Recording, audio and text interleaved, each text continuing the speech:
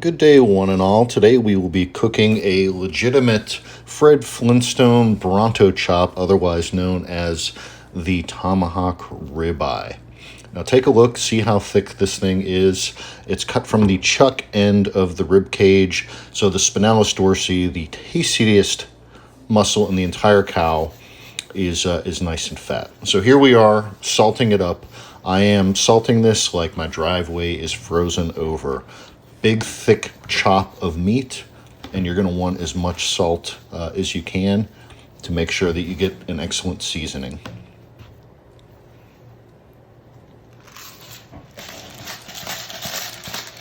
Now, of course, some freshly ground pepper.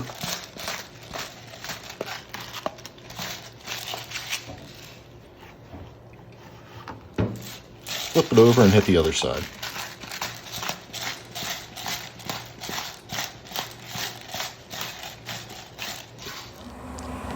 Now I'm out here with my smoker. I've set my probe alarm for 125 degrees, and I've set my smoker at the lowest setting, about 160, 170 degrees.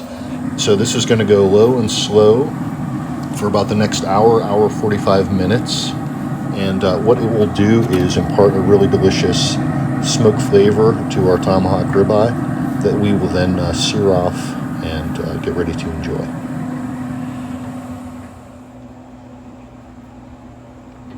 All right, so I'm back about 90 minutes later, and from what I see with my probe thermometer there, I'm at about 117, 118 degrees. And I know that's a little bit before my probe alarm went off, but I think I'll be able to make up the difference very well.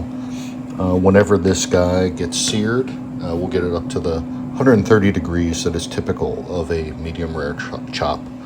Notice the great color on this, and the fact that this has been smoking for the last 90 minutes or so means that the sear process is going to be even easier, because all of that moisture that is the enemy of your sear is effectively gone away. So here we are. This is my brand new Lodge carbon steel skillet. We are getting this guy screaming hot, and that's some peanut oil we're spreading around.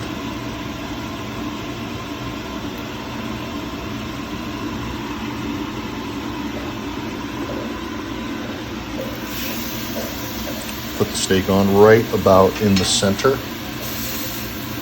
the hottest part of the griddle, and we've placed a bacon press weight. It's about 3 or 4 pounds on top.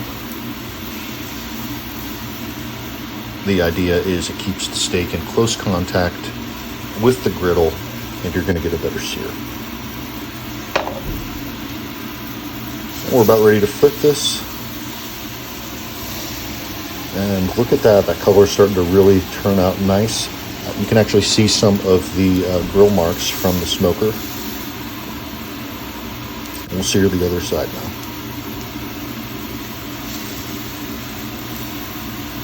For those of you that have watched my videos before, you know I like to move the steak around. I don't believe in just keeping it stationary. Always expose it to new hot oil.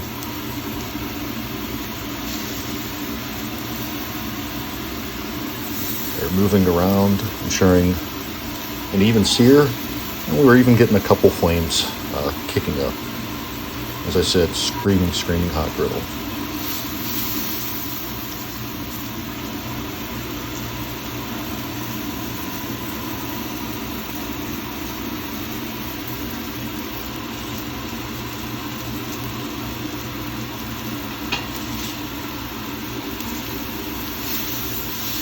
All right, turn it over, and you'll start to see what this color is starting to look like on this sear.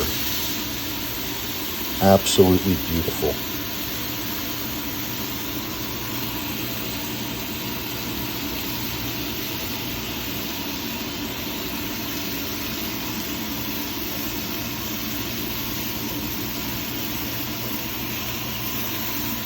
All said and done, this has been edited, obviously, but we spent probably 5 to 6 minutes total searing each side and then getting the sides of the steak as well. And so since we didn't get it completely up to temperature outside in the smoker, we had that wiggle room that's going to allow us to get to that medium rare and to be able to spend all the time we need to get the good sear that we want.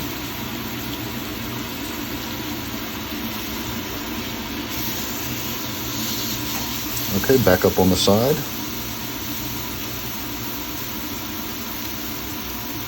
And generally speaking, your sides are going to sear faster than the flat side of the steak.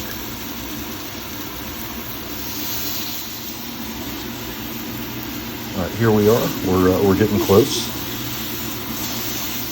And a few more flames decide to make an appearance.